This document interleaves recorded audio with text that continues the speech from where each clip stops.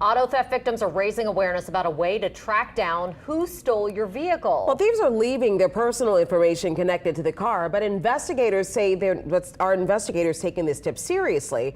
Lily Cummings joining us now with what victims are saying. Lily. Well, Sharice and Katie, victims whose cars have been recovered tell me that they found the name, number, and sometimes even the email address of who was in their vehicle. Now, that all sounds like good information, but it's harder to solve an auto theft than you may think.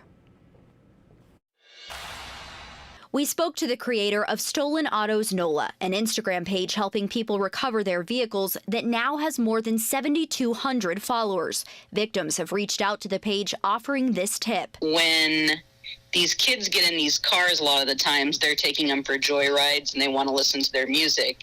So they'll wirelessly pair their phone via Bluetooth to the car.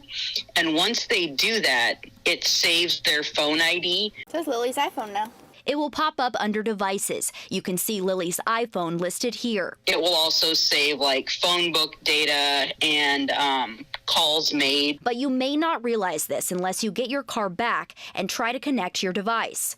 A victim told us after her car was stolen, she noticed her Spotify voice control device was logged into a different account. The victim offered that email address to the NOPD.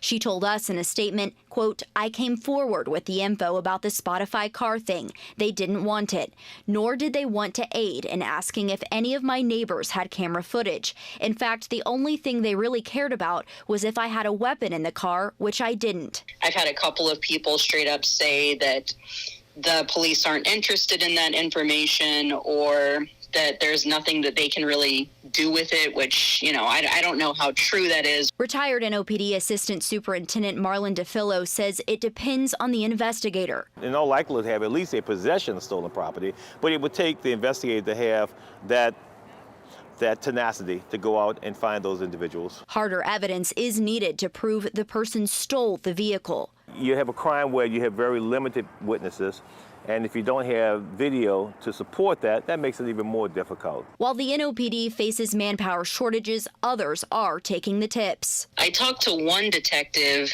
at Louisiana State Police, and he said that is absolutely information that they can use.